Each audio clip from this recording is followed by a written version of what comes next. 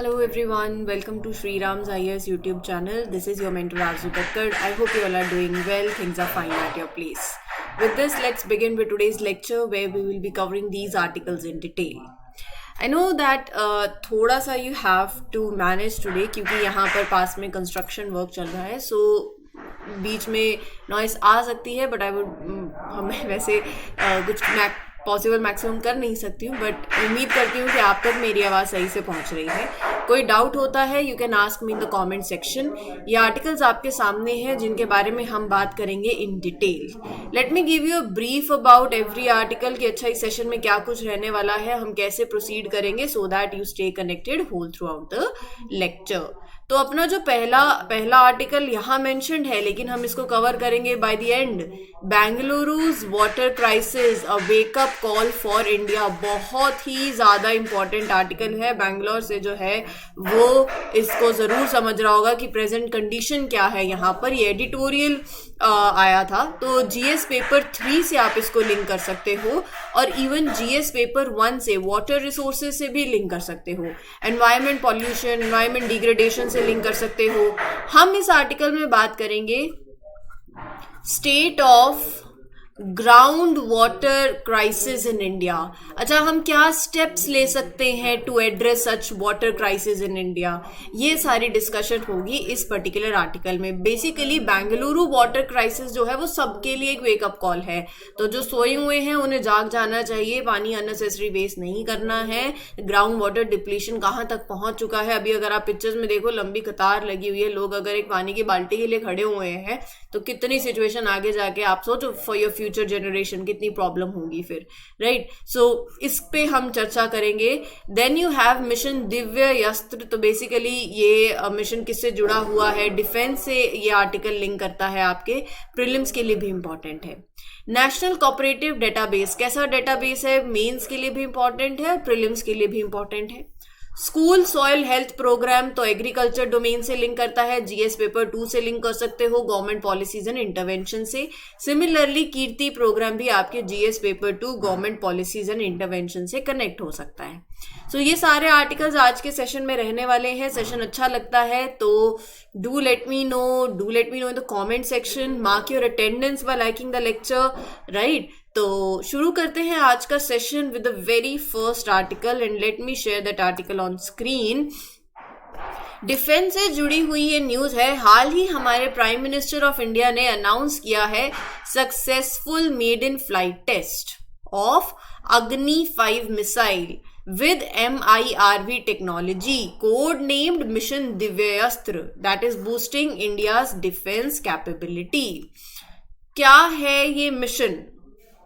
ये एक basically this is a name that is given to that successful first flight test of this missile that we are talking about, Agni 5. Right, it has this special technology that we call as multiple independently targetable re-entry vehicle technology. मैं इसके बारे में बात करूंगी. रही बात अग्नि 5 missile की, सो मेड इन इंडिया है, 3 स्टेज है, सॉलिड फ्यूल्ड इंजन एंड इसकी रेंज मोर देन 5000 किलोमीटर है. Right, it can carry MIRV technology, मतलब it can carry multiple warheads. Multiple हो गया ना, तो multiple warheads it can carry. Each is capable of hitting different targets independently targetable. ठीक है जी. तो यहां पर ये the Agni missiles are a series of missiles. Agni series आप सबको पता होगा. बेसिकली ये सारी दे आर मेड इन इंडिया है ना, डेवलप्ड इन इंडिया. तो अग्नि 5 जो है that is the latest version. ठीक है जी. तो यहां पर ये जो मिशन है Divyastra, it marks the successful test of Agni 5, जो कि एक powerful missile है that can carry multiple warheads, it can travel long distance and it will boost India's defense capability. Right? So यहाँ पर Agni P मिसाइल की अगर मैं बात करूँ, in June 2021 DRDO successfully tested Agni P, a canisterized missile which is with a range capability between 1000 to 2000 kilometre. तो यहाँ पर ये जो मिसाइल है it can travel between 1000 to 2000 kilometre. तो ये इसका टारगेट है. अग्नि 5 का टारगेट मैंने आपको बता ही दिया है, राइट.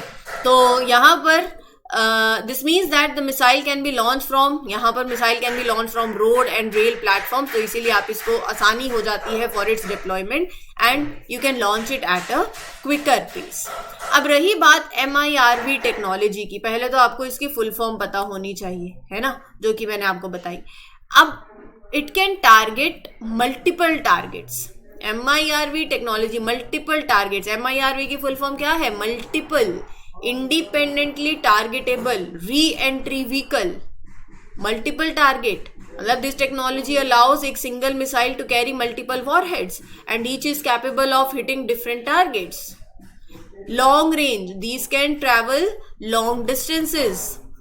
अग्नि capable of carrying nuclear warhead, range क्या है? More than 5000 kilometre. Long range missiles हैं. दे can be launch from land और फ्रॉम सी. ठीक है जी. So unlike traditional missiles which carry just one warhead, this particular missiles जो हैं they release several warheads during the fight. They can be release at different speeds in different directions. So by developing such MIRV technology, India joins कुछ certain select group of countries, US, UK, France, Russia, China. इससे ना missile को एक long range मिल जाती है, greater flexibility मिल जाती है in attacking multiple locations. So India's development of this technology puts it among that small group of nations जिसके पास ये एडवांस्ड मिसाइल कैपेबिलिटीज हैं. ठीक है जी. अगले आर्टिकल पे चलते हैं जो बात कर रहा है नेशनल कोऑपरेटिव डेटाबेस की. Union minister of cooperation will launch national cooperative database. किस लिए? To foster cooperative centric economic model, NCD. Let's talk about NCD, national cooperative database. सोचो ये ना एक बहुत बड़ी डिजिटल लाइब्रेरी है. किसने क्रिएट करी है? मिनिस्ट्री ऑफ कॉपरेशन ने. ये सारी बातें लिखी हुई हैं, पहले आप ध्यान से सुन लो, फिर मैं लाइंस रीड कर दूंगी आपके लिए. क्यों क्रिएट किया है? क्योंकि हमने रियलाइज किया कि बहुत इंपॉर्टेंट है टू हैव जितनी भी इंफॉर्मेशन है अबाउट द कोऑपरेटिव सोसाइटीज वो हमें एक जगह पे मिल जाए. तो यहाँ पर स्टेट गवर्नमेंट्स, नेशनल फेडरेशन और अदर इंपॉर्टेंट ग्रुप्स की हेल्प से it was developed in collaboration. ठीक है जी. So they all work together to make sure everyone is involve. So NCD, national cooperative database, एक ऐसी जगह हो गई, एक ऐसी डेटाबेस हो गया जहां पर आपको सारी इंफॉर्मेशन मिल जाएगी about cooperative societies all across India. Small local ones, bigger national, state level groups. So this includes everyone. Information detailing मिल जाएगी तो डिटेल कलेक्ट कैसे होंगी? So details about these cooperative societies, मतलब उनका नाम, when they were formed, where they are, how many members they have, what they do, how well they are doing financially, they all are collected, they are checked by government officials in different states and union territories. ठीक है. तो एक web based digital dashboard है wherein data of cooperative societies including national state federations have been captured. जो data है of cooperative societies have been entered and validated by state officials. ठीक है जी. और यहाँ पर ये मैंने आपको बता ही दिया कि जो भी वाइटल इंफॉर्मेशन है about that vast cooperative sector वो सारा यहाँ पर इंफॉर्मेशन कलेक्ट करी जाएगी from the cooperative societies on various parameters: registered name, date, location, number of members, sectoral information, area of cooperation, economic activities, financial statements, status of audit, ये सारी information collect करी जाएगी. ठीक है. तो एक बहुत ही क्रूशियल टूल हो गया for efficient communication between central ministry, states, cooperative societies, जिसमें it will benefit all the stakeholders in the cooperative society. So NCD offers, it is very useful because it is involving, it helps everyone who is involved in cooperative societies, right? So having this information in one place, it makes things easier for everyone. तो यहाँ पर NCD offers many benefits. जिसको भी information की जरूरत है, they can find it all in one place. Information is very up to date हो गई, आपकी अपडेटेड डेटा आपको मिलेगा. सिंपल है, फ्रेंडली है फॉर एनीवन टू यूज, तो इजी टू यूज भी हो गया. You can see the information in different ways also, charts की फॉर्म में, ग्राफ की फॉर्म में, रिपोर्ट्स होंगी. Right. It is useful for understanding, अच्छा ये ट्रेंड है, ये पैटर्न चल रहा है. You can see where all the cooperative societies are on the map. So geographical mapping हो गई, data analytics हो गई, management information system reports, query based reports, vertical and horizontal linkages, interface भी user friendly हो गया, data भी updated हो गया और एक ही जगह पे सारा access मिल जाएगा. That is single point access. ठीक है जी. अगले आर्टिकल पे चलते हैं जो कि बात कर रहा है स्कूल सॉइल हेल्थ प्रोग्राम की. हाल ही union minister for agriculture and farmers welfare and union minister for rural development inaugurated school soil health programme. अब ये स्कूल सॉइल हेल्थ प्रोग्राम क्या है? पहले तो ये आपके जीएस पेपर 2 से लिंक करता है. ठीक है. स्कूल सॉइल हेल्थ मतलब इसके अंदर स्कूल भी आ रहा है और सॉइल भी आ रही है. तो क्या लिंक बन रहा है इसका? ये ना एक प्रोजेक्ट है जो कि स्टार्ट किया गया by department of agriculture and farmers welfare along with department of school education and literacy. बिल्कुल, अगर कौन से डिपार्टमेंट्स इन्वॉल्व हैं तो दोनों डिपार्टमेंट्स इन्वॉल्व हैं. They are working together to teach students and teachers about soil health. तो यहाँ से एजुकेशन डिपार्टमेंट हो गया, यहाँ से एग्रीकल्चर डिपार्टमेंट हो गया. मैं आपको इसके फीचर्स के बारे में बताती हूँ. तो उन्होंने क्या किया है ना, 20 स्पेशल लैब सेट करी हैं इन रूरल स्कूल्स, स्पेसिफिकली केंद्रीय विद्यालय में, नवोदय विद्यालय में, एकलव्य मॉडल स्कूल्स के अंदर. So they have created this special study material and trained both teachers and students on soil health. तो 20 सॉइल लैब सेटअप करी गई 20 स्कूलों के अंदर. Study modules were develop, training was given. अच्छा, वो बोलेंगे सिर्फ टीचर्स को ट्रेनिंग दी गई है? नहीं. सिर्फ बच्चों को दी गई है? नहीं. टीचर्स और स्टूडेंट्स दोनों को on soil health. So they made a special mobile app, a website section just for this program. मतलब here they keep track of all the activities the students do that are related to soil health. So इसमें इस programme के अंदर more schools are being added and they are organizing online classes for them as well. ठीक है जी. So यहाँ पर जो department है of agriculture and farmers welfare with the help of NABARD, important point आ गया है, ध्यान में देना. Department of agriculture and farmers welfare through NABARD will set up soil labs in these schools. तो बच्चे जो हैं will collect soil samples, school students will collect soil samples, test in the labs setups in schools and generate soil health card. ठीक है. तो बच्चे क्या करेंगे? दे will collect soil samples, test them in these labs जो उनके schools में ही हैं. After testing they will create that soil health card जो कि बताएगा कि how healthy the soil is. Once they have the soil health card, students will visit farmers and teach them about recommendations given in the card. Yes, farmers will understand how to improve the health of their soil, right? So students यहाँ पर they get to do real experiments. They learn about that soil first hand information, right? So by working with soil samples ना बच्चे they learn to think critically, solve the problems. They learn how everything in the nature is connected, like how soil affects plants, animals. तो ये बात हो गई. Significance यही है कि बच्चों को एक चांस मिलेगा to conduct the experiment, analyse soil sample, explore that biodiversity, right. ऐसी प्रैक्टिसेस, ऐसी एक्टिविटीज में जब एंगेज होता है तो बच्चा अपनी क्रिटिकल थिंकिंग स्किल्स को डेवलप करता है, उसके पास प्रॉब्लम सॉल्विंग एबिलिटीज और बढ़ती हैं, एक होलिस्टिक अंडरस्टैंडिंग होती है ऑफ इंटरकनेक्टेडनेस ऑफ इकोसिस्टम. ठीक है जी. अगला जो आर्टिकल है वो है आपका कीर्ति प्रोग्राम से जुड़ा हुआ. तो यहाँ पर हमारे union minister for youth affairs and sports inaugurated unique Khelo India rising talent identification programme. KIRTI programme क्या है? ये प्रोग्राम कीर्ति प्रोग्राम एक स्पेशल प्रोग्राम है started by the union minister for youth affairs and sports.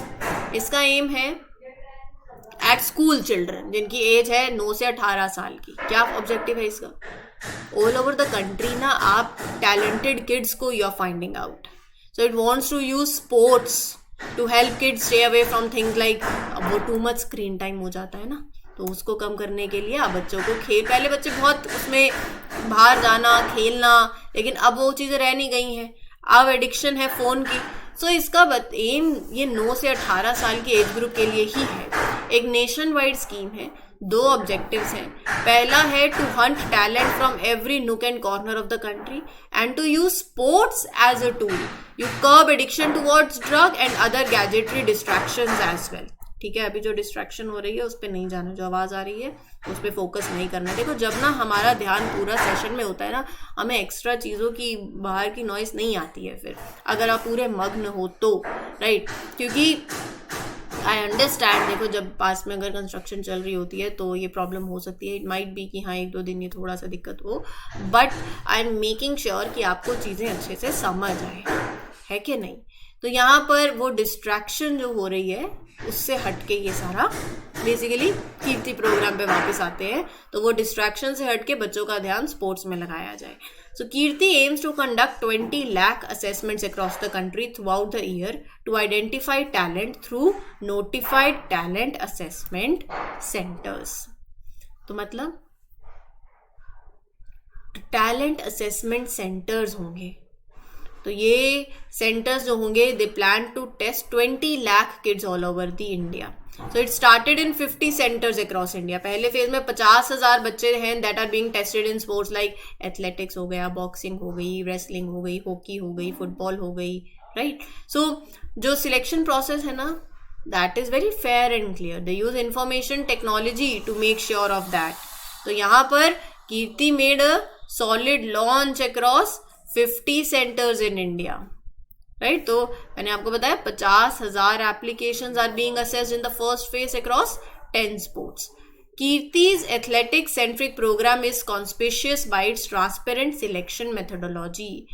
Data analytics जो कि AI पे based है that is being used to predict the sporting acumen in an aspiring athlete. देखो ये ना AI को आप कैसे यूज कर रहे हो, यहाँ पर कितनी एप्लीकेशंस आपके पास आ जाती हैं. अगर आपसे पूछा जाए कि रियल टाइम में अगर आप बताओ करंट ऐसी कि AI का हम कैसे यूज़ कर रहे हैं, तो यहाँ पर भी we are using to analyse data to predict if a kid could be a good athlete और नॉट. तो आर्टिफिशियल इंटेलिजेंस का यूज हो रहा है. ठीक है. रही बात खेलो इंडिया स्कीम की, सेंट्रल सेक्टर स्कीम है, ministry of youth affairs and sports की है. स्पोर्ट्स कल्चर को और ज़्यादा आगे लेकर आना, स्पोर्ट्स एक्सीलेंस कंट्री के अंदर उसको अचीव करना, right, to harness the power of sports, इसका एम यही है. So under the sports competitions and talent development vertical of Khelo India scheme, talent identification and development component is dedicated to working towards identification and development of athletes at grassroots and elite levels to develop the sports ecosystem in the country. यही होता है जब आप lines read करते हो. Lines read करना तभी मुझे अच्छा नहीं लगता. देखो सिंपल बताती हूँ, 3 चीज़ें हैं. It wants to make sure that everyone, बच्चों से लेके एडल्ट्स तक, they get involved in sports and enjoy it. दूसरा, promoting excellence. इसका मतलब it's not just about playing sports, it's about becoming really good at them. So they want to help athletes become the best they can be. And the third one is talent identification and development. मतलब ये scheme focus करती है on finding talented athletes, especially at the grassroots level, right, and help them get better at their sport. ठीक है जी. चलते हैं आज के लास्ट आर्टिकल पे जो कि बात कर रहा है कि बैंगलोर इस टाइम पे फेस कर रहा है worsening water crisis. 223 of 236 talukas in Karnataka are affected by drought. Mandya, Mysuru districts, तो ये सारी उसी के अंदर आती हैं. एज समर इंटेंसिफाइज, गर्मियां बढ़ रही है, अबाउट लगभग 7,000 विलेजेस कर्नाटका के अंदर they are at risk of witnessing drinking water crisis in the coming months. ये तो सिचुएशन हो रखी है. समझ रहे हो बात को. सवाल ये आता है कि ऐसा रीजन क्या है इसके पीछे. पहली बात तो अगर आप साल भर से करंट अफेयर्स कवर कर रहे हो तो हमने जो ये पढ़ा था कि इस बार का मॉनसून कैसा रहा था. मॉनसून सीजन के टाइम पे Bengaluru hasn't been getting that enough rain due to monsoon season. दूसरा हमने ये भी पढ़ा था कि इस बार, अब वैसे तो ये जो डिस्प्यूट है काफ़ी लंबा है, कावेरी वाटर डिस्प्यूट, और अभी बैंगलोर और तमिलनाडु के बीच में, कर्नाटका और तमिलनाडु में ये एक डिस्प्यूट रहा है, ये भी इसमें हम बात करेंगे. सो लेस रेनफॉल एक रीज़न है. It has a very big impact on Kaveri river also, जो कि बहुत पानी, it supplies a lot of water to the city. Because पानी बारिश कम हुई है, reservoirs along the Kaveri river, Hemavati, Kabini, Harangi, पानी नहीं मिला and there was less water available for drinking and farming. दूसरी बात, बेंगलुरु जो है it has been growing really fast, more buildings, concrete, मतलब नेचुरल एरियाज भी are taking over. Rain water can not soak into the grounds. पहले अभी अगर आप ऐसी कंक्रीट चीजें होंगी, मोर बिल्डिंग्स होंगी, तो वो रेन वाटर जो है it can not soak into the ground as it use to be. तो पानी जो है that will go into the ground water, वो भी कम होगा. Many people in the city rely on borewells to get water. लेकिन बारिश कम हुई, not much water is being taken out also, and groundwater levels are also dropping fast. Borewells are running dry, they are not being able to supply enough water. फिर उसके बाद आपका infrastructure भी advocate है. ये सारे पॉइंट्स यहीं लिखे हुए हैं. तीसरा पॉइंट है, जितनी तेजी से ग्रोथ हो रही है, पानी की सप्लाई, सीवेज सिस्टम, उसको भी तो you have to keep up with that also, but you are struggling in that. It is very hard to distribute water effectively to everyone in the city. Inadequate infrastructure हो गया. Then you have that inadequate infrastructure के साथ साथ जो आपका climate change है, weather patterns जो हैं, unpredictable rainfall, longer periods of drought, चीजें और खराब हो रही हैं. वाटर बॉडीज में पॉल्यूशन होना, pollution of water bodies, mismanagement and inequitable distribution, इसकी मैंने अभी आपके साथ बात करी है. कहीं तो पानी बिल्कुल नहीं है, कहीं पर बहुत ज्यादा हो रहा है, तो ये दिक्कत हो गई अनइक्वल डिस्ट्रीब्यूशन की. लीगल एंड पॉलिटिकल चैलेंजेस, जो वाटर शेयरिंग डिस्प्यूट है ना, वो चैलेंज है. It's hard to manage and secure water for the city then, क्योंकि disputes make it hard. There is ongoing disagreement between different levels of government about how to deal with that drought situation in Karnataka. इससे जो है चीजें और ज्यादा delay होती हैं. Current state of ground water crisis in India. Bangalore का तो ये सिचुएशन है. इंडिया पे आ जाओ, बहुत पॉपुलेशन है, फ्रेश वाटर बहुत कम है as compare to other countries, तो बहुत दिक्कत हो जाती है to provide enough water for everyone. NITI Aayog की रिपोर्ट कहती है that India is facing its worst water crisis ever. 600 million people are dealing, about 600 million people are dealing with extreme water stress, और इसकी वजह से लगभग 2 लाख डेथ हो रही हैं हर साल.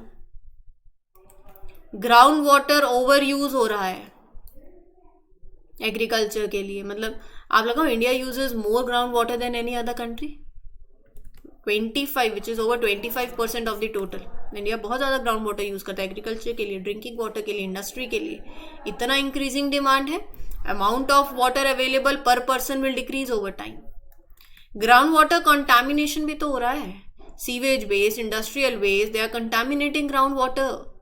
बैक्टीरिया हो रहा है with heavy metals.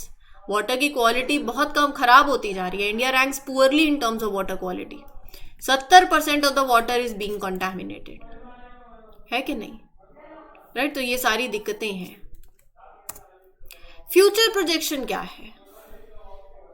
Future projection ये कहता है कि by 2030 we might have twice as many people needing water than what's available. By 2030 severe scarcity for hundreds of millions of people. और जो rate of depletion of groundwater है in India, it will be thrice during 2041 to 2080 with the current rate with global warming. तो ये ground water decline बताया है 3.26 times the current water depletion rate on average.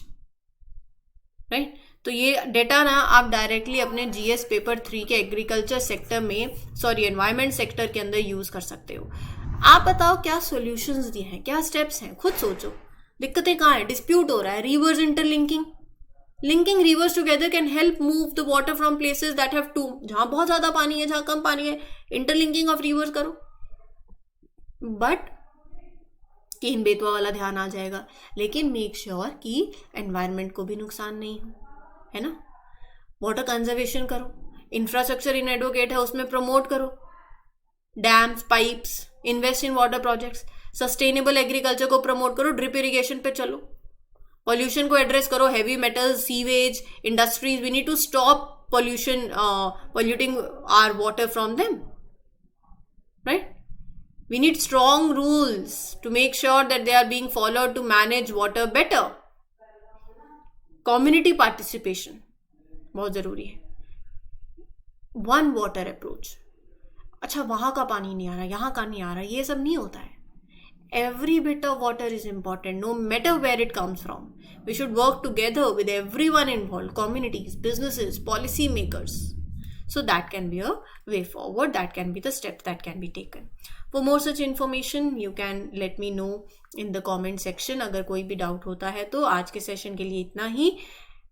Do subscribe to the channel. This is your mentor Arzu Kakkad signing off. Happy learning. All the best. Take care. Thank you.